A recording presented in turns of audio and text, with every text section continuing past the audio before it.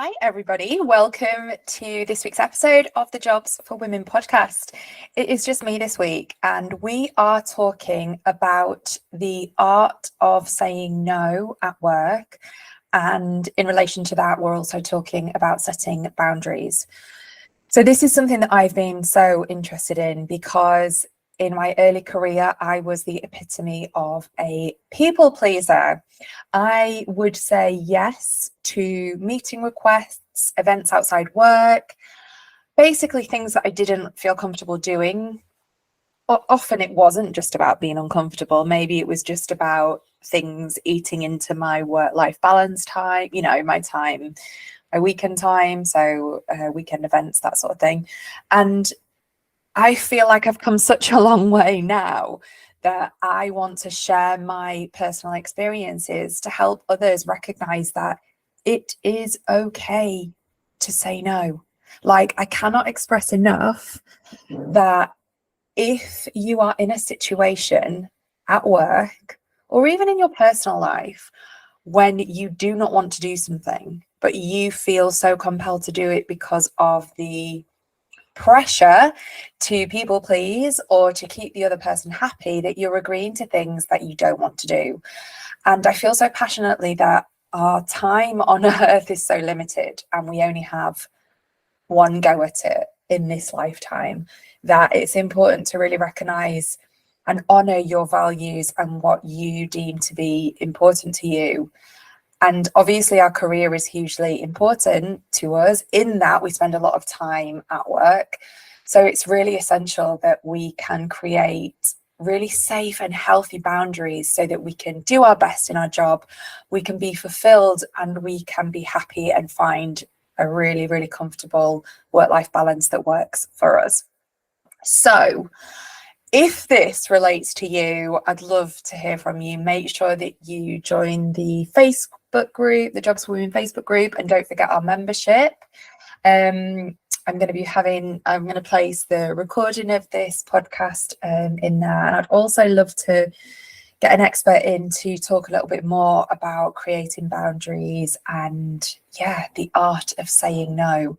So when I was prepping for this podcast, I started thinking about all the times when I said yes in my old job, in my old corporate life back in London. And a lot of it was sort of stemmed around being put on the spot. So I always found that if I got asked in a meeting, or if someone asked me to do something in person, just one-on-one, that I would panic and just say yes straight away. And I used to feel as though I couldn't say no, as though no was a bad word or a bad response, and I would worry that it would affect my career progression, or my manager might think that I wasn't committed. And I do think that we've sort of created this narrative, or there is this narrative, that in the professional arena, setting boundaries can often seem like a no-go area. So we've almost fostered this culture of, yes, I'm a yes woman, yes, I'll do that. And then there starts to be perhaps this fear of saying no is sort of synonymous with refusing an opportunity. Oh, well, if I refuse that, then that might affect my chance for promotion, or my boss put me forward for things, or they might think I am uncooperative. And, if I don't join that particular out of hours meeting with these clients that we really want to secure, that I'm risking building these professional relationships. La da da da da. And the narrative and the story in your mind can start to get a little bit, crazy, and it can grow, and you can sort of understand where the fears and the thought process come from. So I believe that the art of setting boundaries and learning to really say no with conviction and, truth, honesty, can have a significant positive impact on career advancement and your personal well-being and personal work-life balance. Because if you're saying no with integrity and honesty, then that will shine through in your place of work. And if you're working to the best of your ability in other areas, then there's no reason that when you say no to certain opportunities, I'm not saying no to everything, will be detrimental, and in fact it might work the opposite way, because you're just maybe going to come across as someone that is even more authentic. Because let's face it, having a work-life balance is important. We are all human, we have life outside of work, and the more that we are authentic and honest and true about ourselves and what we want to do and not want to do, then perhaps flip it on its head. Your boss might actually think, okay, well, yeah, they've got this and that going on, and I appreciate their honesty. Because I feel like when I was a yes woman back in my corporate days, my boss probably thought, oh, she's available for everything, and oh, that's great, and oh, is she not doing anything else? You don't know, do you? Like, having a life outside work is important, and if you've got a good manager, they will want to see you flourishing both in your career and in your personal life. So I think setting boundaries at work requires a delicate balance. So like I said, I'm not saying to you say no to absolutely everything that comes your way in the work situation. I'm saying take a moment to pause, to ponder, and to say to whoever is asking you something, that sounds brilliant. I'll need to check my diary and my schedule, work out what I have on that particular day, and I will get back to you. And you give them a time frame. So I'll get back to you in the next few hours. I'll get back to you tomorrow. I've got a few more things to check, so it's going to take me a week to get back to you. Do you have a deadline for me letting you know whether I can attend or not? So too few boundaries. So if you're a yes person like I used to be, can lead to burnout. And I don't care what anyone says, I experienced stress and burnout and resentment. So I had a brilliant job. I worked in TV and film, in PR and marketing, and I was starting to feel resentment that it was encroaching into my personal life. And if you have too many sort of opportunities in your working life to say no, then you might think it might make you appear unapproachable and unwilling to collaborate. And I don't know about you, if you ever worked with a person who is literally like it's this way or not at all. They're inflexible and they do it their way, and it's kind of like you're almost like creeping around and treading on eggshells, whatever the saying is. Like, I've worked with people like that, and they seem to just do their thing and get by. But to me, that was always them just doing the bare minimum, and it didn't make them an approachable and fun person to work with. So, like I said, it requires a delicate balance. And although you don't want to come across as unapproachable and very sort of static or ritualistic and unwilling to collaborate, it's about having the balance. So effective boundaries can help you maintain a really healthy work-life balance, which to me is one of my main priorities. It will help you manage stress, and I promise it will increase productivity, because it will focus your mind on the most important tasks. And when you do say yes to the opportunities at work, then you're going to go at it full throttle. You're going to give it 100% because you're going to want to be there. So when I worked at one of my last companies in London in corporate, I remember we reported into the LA office. So when the team from LA came over to London, we had to kind of be at their beck and call a little bit. Obviously, if we had work events, fine. But there was sometimes social, there was not sometimes, it was, frequent social engagement scattered around the out of hours, like work events, already, eating a lot into personal time, weekend time, evening time. And I remember we had been away in Cannes for the week, and I was exhausted. I'm not joking. I was absolutely shattered. Very late nights, very early starts, very long days. And I remember when I got back, I had to then go out to this really cool curry restaurant. I think it was curry, I can't remember, on the Sunday, with like the head top woman in charge. Great that she was a woman. She's now moved on, but yeah, great that it was a woman. And I remember I'd had such little time seeing my husband, who is my boyfriend at the time, and just little time at home. Like, I am the epitome of I love being at home, but I also love traveling and being out and about, but I'm sort of like introvert and extrovert in that sense. So I need a bit of both. I can't just be out all the time. I need to sort of like recharge my batteries at home. And I remember, so I'd got back from Cannes on the Friday, and then I must have had the day on the Saturday just chilling out and stuff. And then on the Sunday, I had to go out again. And I remember getting in the shower, and I've never had a panic attack, but I felt so close to having a panic attack. And I think it was sort of anticipation of having to go socialize, get into work mode, and basically go to something that I wasn't comfortable going to, because I know that I needed time to rest, chill out, see my boyfriend, watch TV, eat homemade food. And that sounds crazy to some people, that I was going, all expenses paid to this amazing restaurant.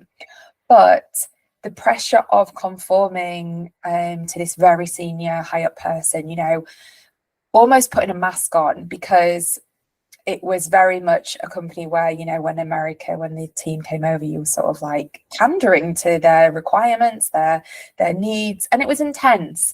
And now I know so much more about myself, the inner work that I've done through my yoga. And just as I've got older, I knew that my body needed rest and time to, just recuperate after a crazy busy working week out in Cannes. And yeah, nearly had a panic attack, got out of the shower, and I was trying to sort of catch my breath. And I remember Rich, my husband, my boyfriend at the time, was like, "Oh my God, right, okay, breathe, everything's okay, you're okay, Zoe.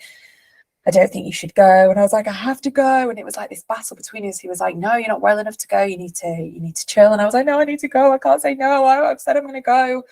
And the reason I'm telling you this story is because I said yes to going. And I knew when I said yes that I didn't want to go. I knew it would be too much. I knew that I'd been away for a week. I knew that it would be too much to then go out on that Sunday and then be at my desk for 9:30. That's a whole other podcast.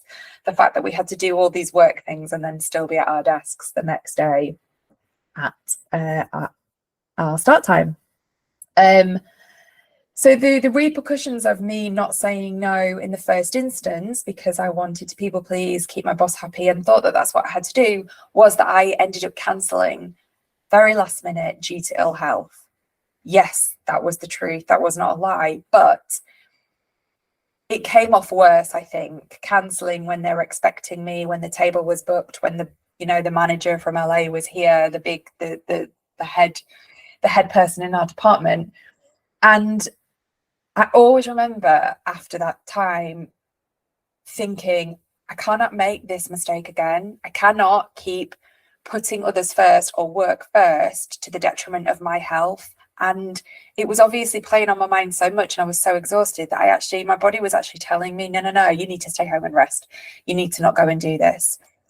So the reason, I wanted to share it with you is because this is real life stuff. It's so important to recognize when to step into your power and really sort of up the ante at work, and maybe do more networking and go to events and be out and be seen and be doing that.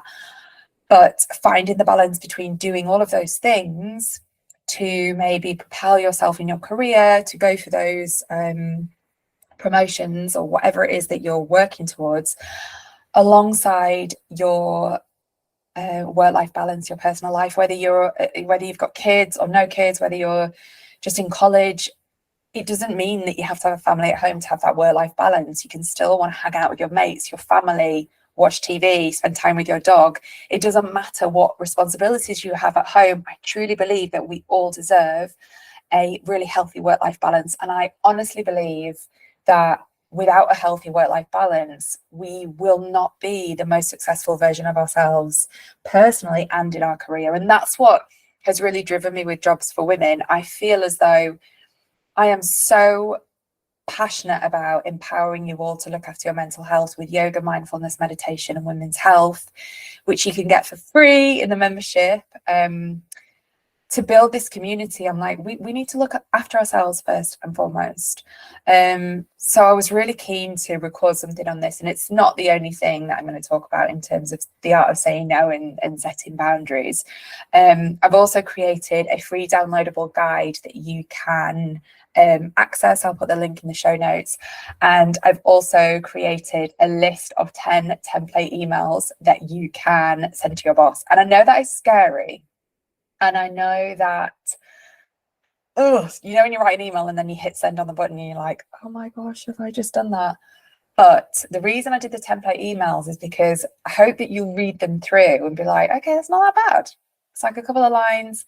And in the emails that I've written for you to sort of, you don't have to necessarily use the whole template, but it's for you to use as a prompt to think, okay, you're not asking for like £5 million and then to quit, or whatever far-fetched thing you can think of. All you're asking for is you're bringing something up about maybe saying no or setting a boundary or something that you don't want to go to in a work situation, and you're asking them to have a chat. So what I talked about earlier was about that, taking that pause. When you are asked in a situation, oh, hey, can you come to the, I don't know, the work, social, client, whatever it is, event next Tuesday. It starts at 5 and it finishes at like 11:30. In that moment, if you're asked on the spot, my main advice would be to pause, to say, thank you so much for thinking of me. I will need to check my schedule. I'll need to check what I have on because I have X, Y, and Z campaigns coming up, or projects or deadlines. I will get back to you when do you need to know. You need to buy yourself some time. And it's that art of pausing, which is often the hardest. But I want you to take the pressure off yourself that you have to make a decision, then and there, because honestly, the person that's asking you will only be respectful, because it's like, if you're the true professional, got it all going on person, then you are going to have to check your calendar. You are going to have to check your diary. Let's face it, like, we're busy, whether it's personal, you could have had tickets to a concert on that Tuesday, and working till 11:30, schmoozing clients isn't going to work for you. So always buy yourself some time. Never feel pressured to respond immediately. And that then gives you time to evaluate the feasibility of the task. Can you do it? Do you have the time in your calendar, your personal calendar, to do it? How is that going to affect you at work? Have you said yes to the last 5 events, but this one you feel ready to sit out? Do you feel confident enough to handle the task that has been placed on you? I have in so many situations said yes to things, thinking I'd have to put myself out there to be seen to be like, oh yeah, she's really putting herself forward, knowing that I just didn't want to do it. And I can specifically think of examples of actually presenting. Like, I don't mind presenting. Back in the day, in my early career, I wasn't a massive fan, but I'd kind of put myself out there and be like, yeah, I can do that. Yeah, I'm fine about that, when really I was dying inside. The other thing I wanted to say is the art of the soft no. So some people can say no outright and just be like, no, sorry, I can't do that. Others, like me, maybe you're a people pleaser. Maybe you just find the word no is really hard to say. So there are subtle ways that you can communicate the same thing. So you'd say something like, I'd love to help, but I'm currently working on a project that needs all of my attention and I've got to focus on that, so I won't be able to come on Tuesday, but let me know about other events coming up, that kind of thing. Or you could offer an alternative. So you could say like, I don't have the time at the moment to take it on. I can let you know about my colleague who could help with that, or like I just said earlier, let me know about the next one and I'll definitely consider it. And part of this is also understanding your priorities. So it's crucial that when you say yes to something, you are often saying no to something else, and that something else might be a work thing, it might be a personal thing, you might have coffee booked with a friend, it might be hanging out with your dog, spending time at home with the kids. Whatever it is, time is precious, and if the trade-off isn't worth it, then you need to listen deeply and say no. So you could say something like, my current focus is on spending time with the kids because I've been working a lot lately and I wouldn't be able to give the task, the event, my full attention, but please keep me posted on other opportunities. And it's hard, but you need to keep it really simple and direct. Don't beat around the bush. That is me. I am very guilty of beating around the bush. And that can lead to misunderstandings. So be really clear in your communication. I appreciate your offer, but I can't commit at this moment. Sorry, but do keep me posted. Maybe take out the sorry. That's me. I'm a sorry kind of person. And always express your appreciation that they've asked you. I mean, how great. The other thing I want to talk about here is, obviously, in your job description, if you work in events and that is part of your job description, what you're getting paid for, then this is different. If it's in your contract, I'm talking about extracurricular things whereby in your career you're asked to do a series of extra things that are impinging on or taking time out of your personal, your time, your weekends, your evenings. And always remember that saying no isn't a negative act of refusal. It is, think about it as a positive. Think about it as a positive act of knowing yourself, recognizing your limits, what you need out of your life, and also your commitment to work. So if you've done the last 5 events and you want to sit this one out, you've recognized that, you've put the graft in, you committed, but you are listening deeply into what you need. And try and spin it around in your head as well. Instead of thinking it was like, oh, this is an uncomfortable situation. Oh gosh, are people going to think that I don't have that professional integrity, or I'm not hardworking, or I'm not committed to the company? Flip it round and just be like, people will understand that I recognize I need a work-life balance and I know what I need as a person. So don't think about it as a bad thing. Learn to say the word no. So in your personal life, just try it. Just try it over the next few weeks or months. Just learn to say no. So if someone says, oh, can you come to this, I don't know, do you want to come watch a football game, or do you want to go to the pub? Do you want to go for lunch? And this particular friend, you haven't been gotten a lot out of her recently or whatever. If you don't want to go, just practice this. So practice it in your personal life first and foremost, and then let it start to just infiltrate gently into work. So I hope you found this podcast episode useful. Don't forget to download my free setting boundaries guide, link in the show notes. Also my template email. You need to read them because they're so basic, but it might just empower you to start being like, actually, And the other thing with the template emails is that each of them sort of suggests to your boss, your manager, like, let's chat about it. When you start this open dialogue, this is where I think the magic happens. It's not just you saying no, it's like, can we just chat a little bit about this? Or if you're getting sort of, loads of weekend emails from your boss, letting your boss know that you still check maybe your emails once a day, so you don't appreciate them sending them, and could they maybe schedule them so they arrive on a Monday? I don't know, different things about how you can make your working life more enjoyable so that you become more productive. So if your boss is doing something or something's happening at work and you need to set some clear boundaries, having the conversation is, although it feels hard, is the key to making some serious change, which could absolutely make your career fly. So don't forget to download the freebies, and don't forget to join the Jobs for Women membership. Link in the show notes. It's totally free. Think yoga, mindfulness, meditation. I've got yoga nidras, relaxation yoga, break from your desk, neck stretches. And then we start with our theme. So we've got some incredible experts coming to deliver live sessions, which I'm so excited about. And I'm going to share all of those in the next few weeks. So thank you so much for listening. As always, don't forget to subscribe. Don't forget to leave me an honest review if you're enjoying the podcast, and send this episode to a friend. I so appreciate your support. Thank you so much. Take care, and I'll see you soon.